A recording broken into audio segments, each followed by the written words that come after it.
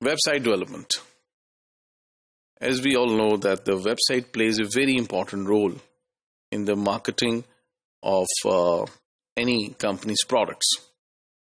تو export marketing کے لیے ویب سائٹ کا رول اور بھی زیادہ ہو جاتا ہے کیونکہ انٹرنیشنل کسٹمرز ہیں اور انٹرنیشنل کسٹمرز جو ہیں آپ کو فزیکلی نہیں دیکھ رہے، نہ آپ کی کمپنی کو دیکھ رہے ہیں، تو نہ ہی آپ کے پروڈکٹس کو دیکھ رہے ہیں.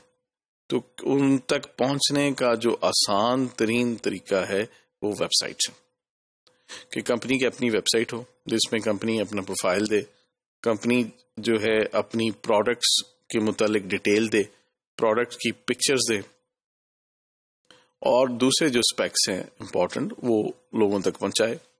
اپنے جو برانڈز ہیں، ایک برانڈ ہے یا ایک سے زیادہ برانڈز ہیں، اس کو انٹروڈیوس کرائے. تو اس کے لیے یہ ضروری ہے کہ کمپنی اپنی ویب سائٹ ڈیولپ کرے. ایون جو لوکل ٹریڈ میں بزنس میں کمپنیز انوالوڈ ہیں وہ بھی اچھی کمپنیز اپنی ویب سائٹ ضرور رکھتی ہیں، اور ایکسپورٹس میں تو اس کی ضرورت اور زیادہ بڑھ جاتی. اب یہ ویب سائٹ جو ہم ڈیولپ کریں گے وہ اس کی کیا بیسز ہوں گی اور اس کے لیے کیا بنیادی انفارمیشن ضروری ہے. اس میں جو سب سے اہم ہے وہ ہے بزنس آبجیکٹو، کہ کمپنی کا آبجیکٹو کیا ہے، کمپنی کا پرپز کیا ہے، کمپنی کی کیا ریسٹرکشنز ہیں اور کمپنی کی کیا پالیسیز ہیں. کیا جو ایکسپورٹس ہیں کمپنی کی وہ لمیٹڈ ہیں to a specific country, to a some specific number of countries, اور it is open to all countries in the world.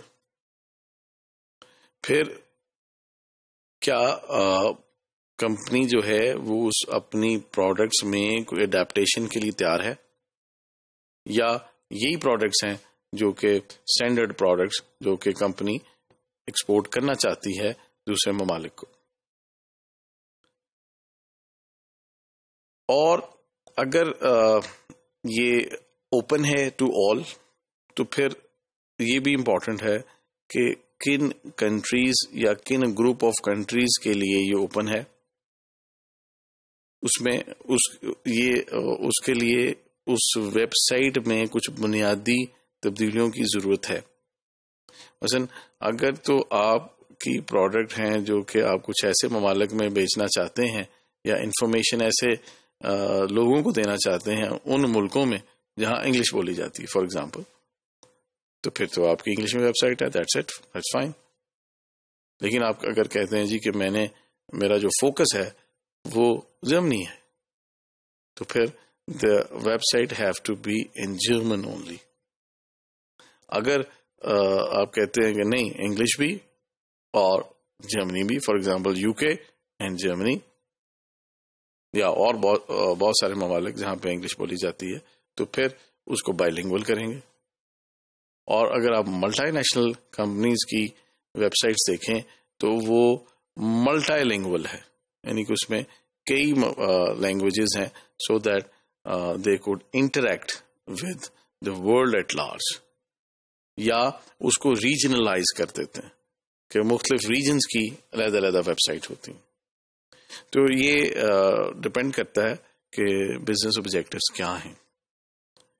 پھر اس کے بعد ہمیں یہ دیکھنا ہے کہ آپ کی جو ویب سائٹ ہے وہ اسٹیٹک ہے، جو کہ صرف ایک انفارمیشن فلو ہے، ایک ون سائڈڈ انفارمیشن فلو ہے، یا اس کے اندر انٹریکشن آپ چاہتے ہیں، انٹریکٹیو انفارمیشن ہے، یعنی آپ چاہ رہے ہیں کہ اس کے اندر آپ لوگوں سے کانٹیکٹ کریں، لوگوں سے فیڈ بیک لیں، ان کی فیڈ بیک کا جواب دیں، ان کو رسپونڈ کریں. پھر جو ٹیکنیکل اس کے ڈائمینشنز ہیں، یعنی جو ویب سائٹ ہے اس میں صرف ایک انفارمیشن دی جا رہی ہے اور کچھ پکچرز ہیں، یا اس کے اندر کوئی یہ ایک ڈائنامک سائٹ ہے اور جو اس کے اندر بے شمار موومنٹس بھی ہیں، پروڈکٹس کی موومنٹس ہو سکتی ہیں، کچھ کریکٹرز کی موومنٹس ہو سکتی ہیں، کچھ ماڈلز سے ریلیٹڈ موومنٹ بھی ہو سکتی ہیں. تو یہ ڈپینڈ کرے گا آپ کے بجٹ کے اوپر بھی, that how much money you are ready to spend for the website development. اور اگر آپ کو ایک ڈائنامک اور بڑی elaborate website چاہیے, so naturally that needs a lot of financial resources as well.